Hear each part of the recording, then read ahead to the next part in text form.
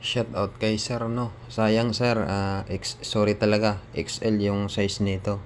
Si sir naman ay small to medium lang siya. So ang suggest niya sa akin kung kaya daw i-reform.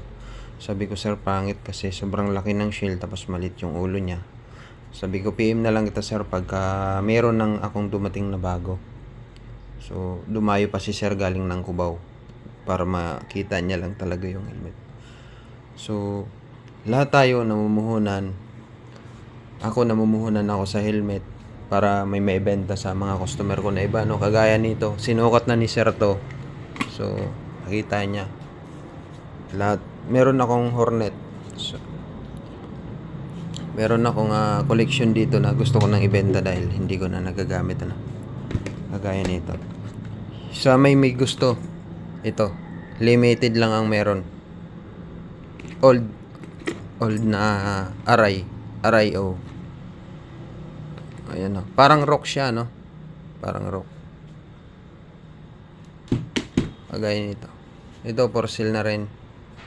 Ito, roll band. Meron na akong pangbenta na. Ito pambenta ko na rin.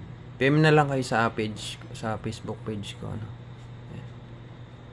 Nagsi-ship din ako ng Palawan, Baguio.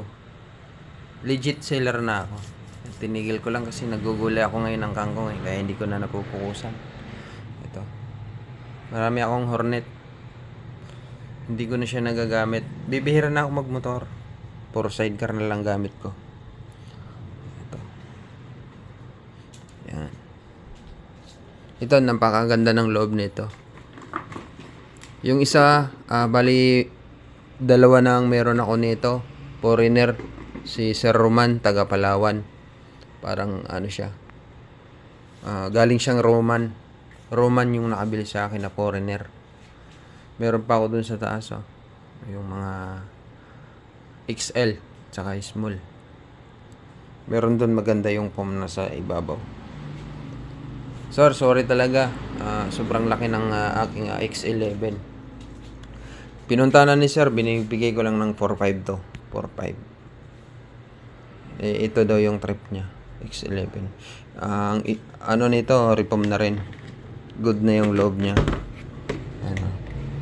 Na-reform na rin siya. Reform na yung loob. XL yung size. XL. Kadalasan yung mga Shoei na huling labas ngayon, foam talaga nadudurog.